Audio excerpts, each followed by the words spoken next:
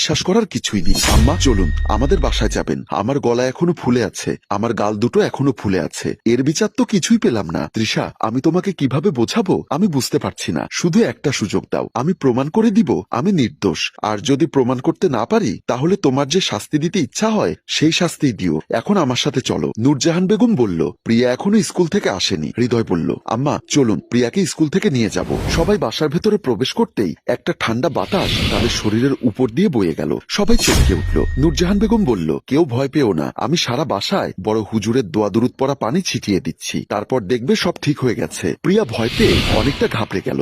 আমতা আমতা করে বলল, আম্মা আমি বাড়িতে যাব, এই বাসায় আর থাকবো না। নূরজাহান বেগম ধমক দিয়ে বলল, এতটুকুতেই ভয় পেয়ে গেলি? তোর মা এর চেয়ে বড় বড় বাতাস সামলিয়েছে। হৃদয় বলল, আম্মা আপনার মনে হয় কি সমস্যা কি বেশি? বাবাজি, যত বড়ই সমস্যা হোক না কেন আল্লাহর কালামের কাছে কিছুই নেই। আমি পানি সারা ঘরে ছিটিয়ে দিয়ে আসছি, তোমরা এখানে দাঁড়াও বলেই বাসার ভেতরে চলে গেল। প্রিয়া কোনো কথা না বলে এক প্রকার দৌড়ে দরজা খুলে বাসা থেকে বের হয়ে গেল। তৃষা বলল, এটা কি হলো? প্রিয়া এভাবে চলে গেল কেন? আমার মতো ছেলে যদি ভয় পেয়ে থাকে তাহলে প্রিয়া তো ছোট মানুষ, ওর ভয় পাওয়া তো অস্বাভাবিক কিছু নয়। এমন সময় নূরজাহান বেগম বেডরুমের ভেতর থেকে চিৎকার দিয়ে হৃদয় ও তৃষাকে ডাকতে লাগলো। তৃষা ও হৃদয় দুজনেই চমকে উঠে দৌড় দিল।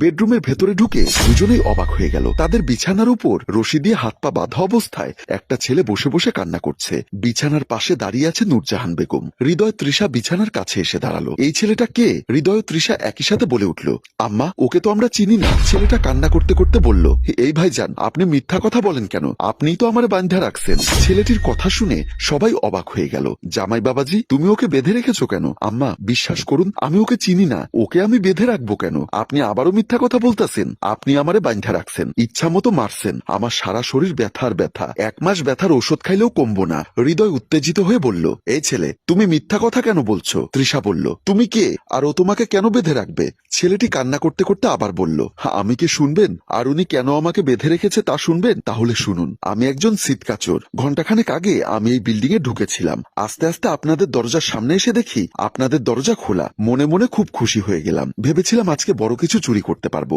তাই আস্তে আস্তে চতুর্দিকে তাকিয়ে আপনাদের বাসার ভেতরে ঢুকে গেলাম। বাসার ভেতরে ঢুকে দেখলাম বাসায় কেউ নেই, চতুর্দিকে নীরব। আস্তে আস্তে আপনাদের বেডরুমের দিকে পা বাড়ালাম। বেডরুমের সামনে আসতেই এই ভাইজান পেছন থেকে আমাকে চেপে ধরলো। আমি মাগো বলে চিৎকার দিয়ে উঠলাম। এমন ভাবে যেতে চেপে ধরলো আমি এক চুল পর্যন্ত নড়তে পারছি না। এত শক্তি এই লোকটার গায়ে। লোকটি হাসতে হাসতে বলল, তোর মতলব আমি বুঝতে পেরেছি, তুই আমার বাসায় চুরি করতে এসেছিস। আমি কান্না করতে করতে বললাম, আমার ভুল হয়ে গেছে, আপনি আমাকে ছেড়ে দিন, আর জীবনেও চুরি করব না। লোকটি আমাকে হাসতে হাসতে বলল, এই একটি মিথ্যা কথা, তুই 1000 বার বলেছিস। ধরা খাওয়ার পর এই মিথ্যা কথা বলে পার পেয়ে যেতে চেয়েছিস, কিন্তু আজ আর তা হবে না। তোকে আজকে একটা শিক্ষা